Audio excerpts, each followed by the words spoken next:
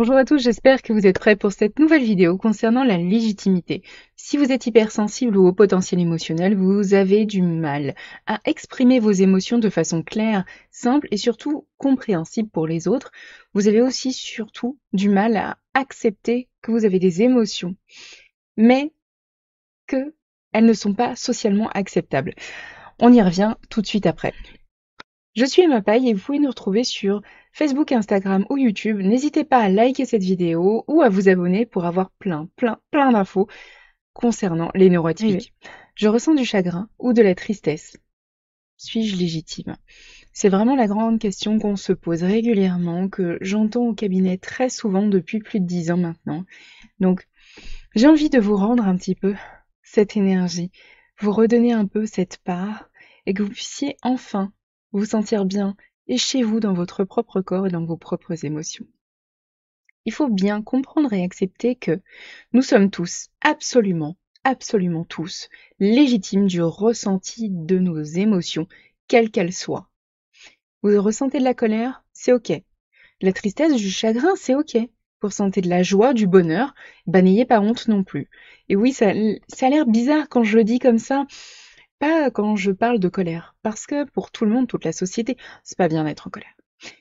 Pas quand je parle de chagrin, c'est pas bien d'avoir du chagrin. Tu dois avoir la banane tout le temps, tu dois sourire en permanence, tu dois avoir du peps tout le temps, tu n'as pas le droit d'être triste, pas le droit d'être en colère. Mais quand je dis que c'est dur, parfois, de ressentir de la joie, du bonheur, de le partager, parce qu'on a affaire tellement à de la jalousie que le peu que tu as, on a l'impression parfois qu'on vient nous le prendre et c'est pas juste et c'est pas normal et c'est absolument pas normal de ressentir de la culpabilité parce qu'on a le droit d'être heureux, même si c'est que 5 minutes, droit d'être heureux, d'avoir le permis, d'avoir de quoi manger, quelque chose qui nous fait plaisir, d'avoir un toit sur la tête, de s'acheter une maison parce qu'on travaille fort, d'être heureux avec son compagnon, sa compagne, d'avoir des enfants et d'être bien avec et pas trop considérer que c'est un fardeau. Bref, on a le droit de voyager, on a le droit d'être heureux tout le temps, sans s'excuser en permanence de ce que l'on a, de ce que l'on obtient, parce qu'on l'a mérité fort, parce qu'on a travaillé fort et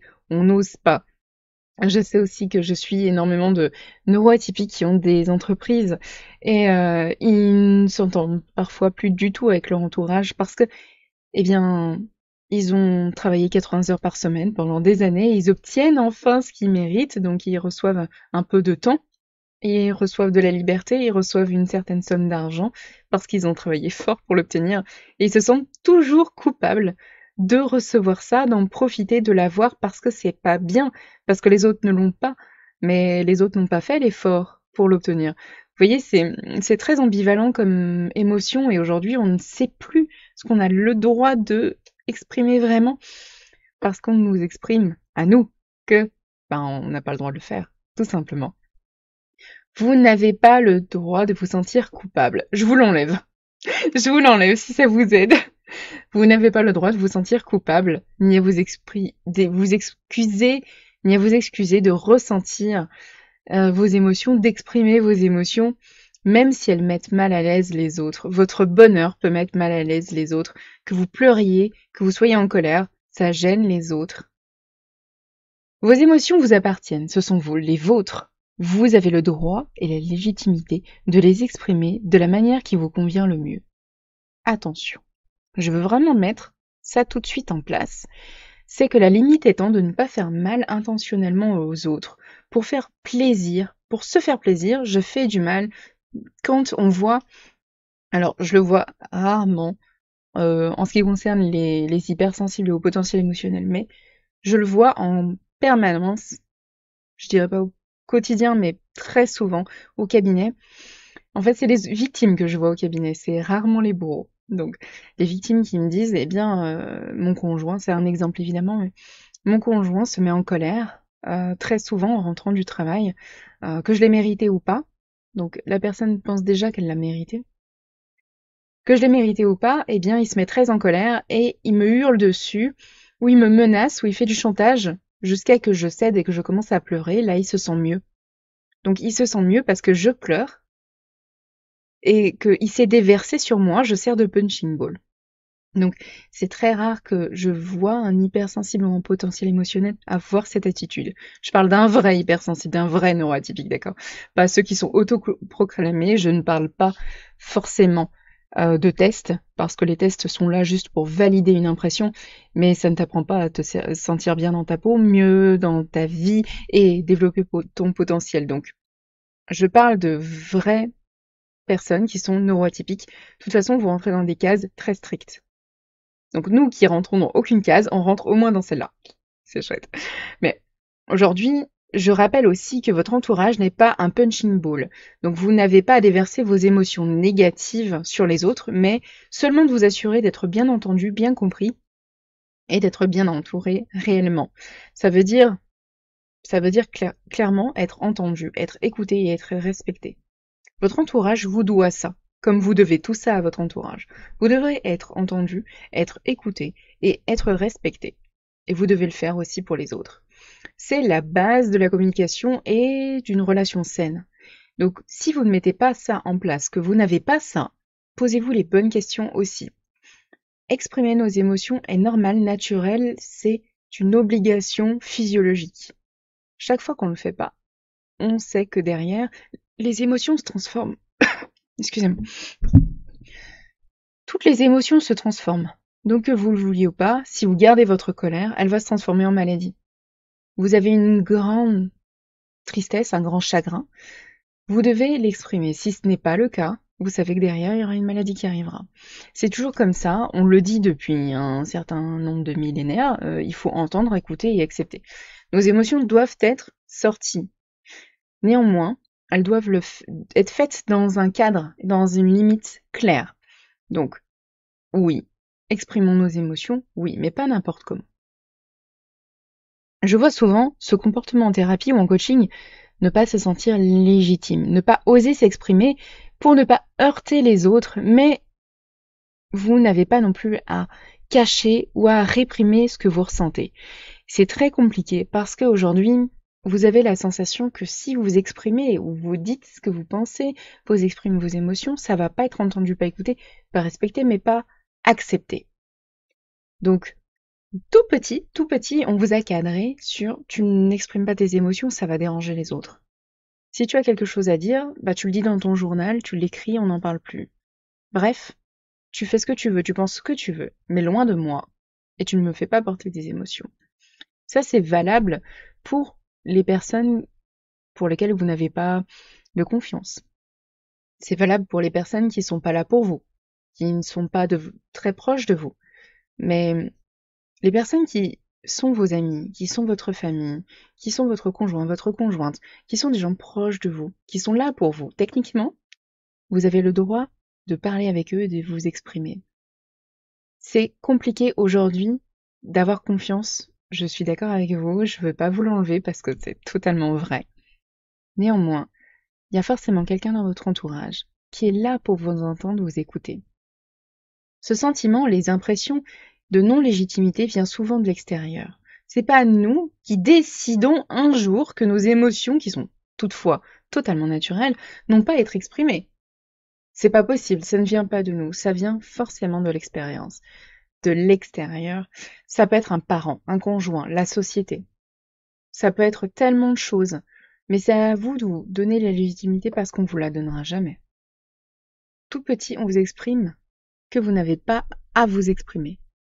Donc, c'est à vous aujourd'hui de vous dire j'ai le droit, parce que je suis un être vivant, qui a un cœur qui bat, qui a le droit, et oui, le droit de se légitimer et d'avoir une émotion et de l'exprimer. Ce que vous ressentez dérange les autres, c'est ok. Il faut le comprendre. Quand vous pleurez, les gens ne comprennent pas, ils savent pas comment vous aider, donc c'est pas forcément de la méchanceté, ils savent pas comment vous aider, donc ils s'en vont. Mais certaines personnes sont très douées pour vous entendre, vous écouter. Certaines personnes sont conçues pour vous aider. C'est pas un mal. D'accord? Donc, le problème ne vient pas de vous. Et il vient de l'extérieur. J'aimerais vraiment que vous le compreniez. J'ai des exemples concrets qui viennent du cabinet, qui viennent de mon expérience professionnelle. Et j'aimerais vous en faire part, même si c'est très dérangeant pour beaucoup. On me rapporte en consultation, par exemple, qu'un homme dit à sa femme clairement: «Arrête de pleurer, ça me dérange.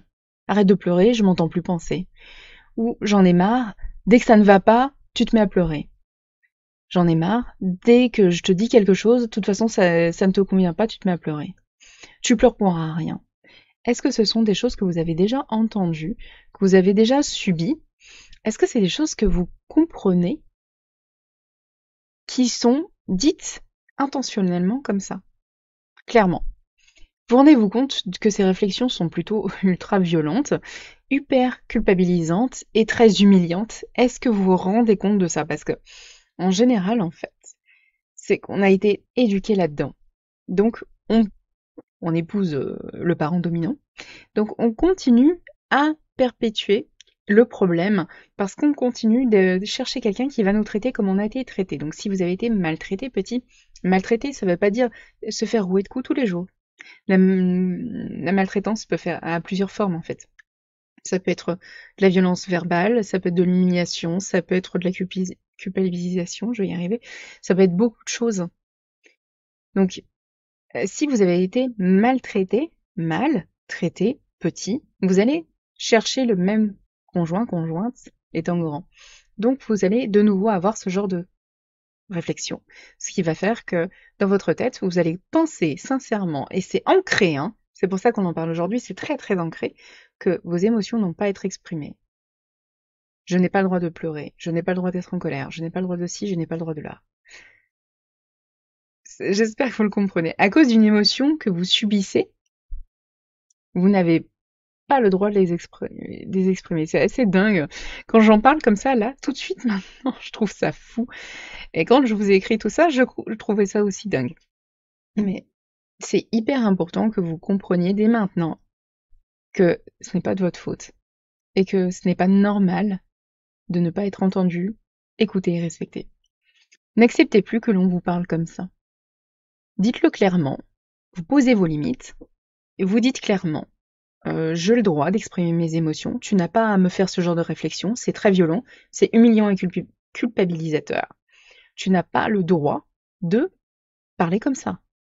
L'humiliation, les accusations, la culpabilité ne sont pas des sentiments que vous devez ressentir en compagnie des personnes qui sont censées vous aimer. C'est pas des émotions normales. On n'est pas censé ressentir ça. Si c'est le cas, changez d'entourage, tout simplement. Posez vos limites. Vous avez le droit d'être entendu, aimé et respecté. Et vous n'êtes pas aimé quand on n'est pas respecté, quand on est humilié, quand on est accusé, quand on est culpabilisé. Vous êtes légitime d'être triste si... Je veux carrément vous donner des exemples parce que je crois qu'il y en a vraiment besoin pour certains. Votre relation amoureuse ou amicale tourne mal. Vous avez le droit d'être triste. Votre rêve ne se réalise jamais, comme ne pas réussir à être maman ou être papa. C'est un rêve qui est très profond, qui est très ancré, et malheureusement certaines personnes n'y arrivent pas. Et vous avez le droit d'être triste pour ça. Vous avez aussi le droit d'être triste si vous avez été dans l'obligation de faire des choix difficiles, comme par exemple tourner le dos à quelqu'un à qui vous teniez vraiment, un ami, un membre de la famille, pour votre propre bien, parce que son comportement vous faisait du mal. Si par exemple votre conjoint, c'est un exemple, celui de tout à l'heure en fait, vous culpabilise en permanence, vous hurle dessus quand vous rentrez, quand il rentre du travail, vous en met plein la tête parce que vous êtes là et que vous êtes sa compagne, donc vous êtes là pour faire punching ball évidemment, et que vous êtes triste, mais vous savez que bien que vous teniez à votre mari, il est peut-être temps de le quitter parce que la seule chose qui fait de bien, c'est de vous rendre malheureuse. Donc peut-être qu'il est temps de remettre les choses à plat et de vous dire, bon bah, j'existe aussi, je suis légitime, mon cœur bat, j'existe, j'ai le droit d'avoir des émotions, je ne suis pas faite pour être un punching ball, ce n'est pas ma vocation. Donc, voilà. Vous êtes aussi légitime d'être triste parce que vous êtes malade et vous avez une maladie qui vous ronge de l'intérieur, qu'elle soit visible ou pas, que ce soit un handicap par exemple, qui soit totalement invisible comme les fibromyalgies, tiens j'en parle, ou une dépression, un burn-out ou un cancer, ça ne se voit pas de l'extérieur, il n'y a que vous qui le savez, peut-être certains de votre entourage, mais ça vous ronge de l'intérieur et vous en êtes mal. Vous avez le droit d'être triste parce que vous êtes malade. Pas parce que ça ne se voit pas que vous n'avez pas le droit. Combien de fois on m'a dit non, il faut que je tienne. Je n'ai pas le droit de me laisser aller, je n'ai pas le droit d'être triste, j'ai pas le droit de pleurer, je n'ai pas le droit de... Je n'ai pas le droit. Combien de fois, ici, là, dans cette pièce, je l'ai entendu? Un nombre de fois incalculable. Et venant essentiellement de femmes. Je gère beaucoup de femmes qui sont fortes, qui sont hypersensibles au potentiel et fortes. Et oui, il y en a plein, ça existe. Et c'est vrai que j'entends souvent ça de leur part. C'est dommage parce que elles ont le droit, comme chacun, d'exprimer leurs émotions. Mais elles ne se le donnent pas, elles ne s'autorisent pas. Je n'ai pas le droit de pleurer, je l'ai entendu très souvent. J'ai le droit, autorisez-vous, dites-le à haute voix, j'ai le droit. Vous avez laissé passer une opportunité, un travail, ou vous laissez porter par une nouvelle histoire amoureuse, ou avoir la possibilité d'être heureux avec quelqu'un, mais vous avez dit non, pour les raisons qui vous appartiennent. Vous êtes en deuil, que la personne qui vous a été proche ou non, une amie, une connaissance, un décès, ce n'est jamais rien. Vous avez le droit d'être triste, même si c'est quelqu'un que vous ne connaissiez pas profondément. Vous aviez émis un lien, un contact avec cette personne. Vous êtes très triste de son décès. Vous y avez le droit.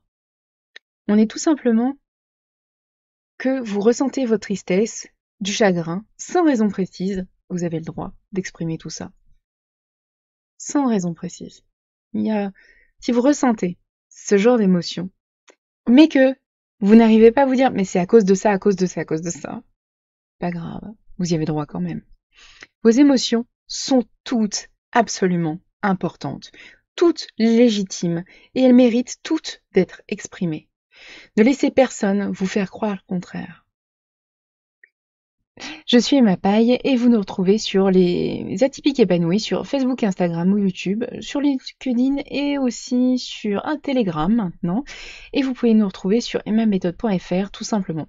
J'ai de belles formations pour vous qui peuvent vous aider aujourd'hui à vous rendre légitime dans vos émotions, vous aider à les exprimer. À bientôt.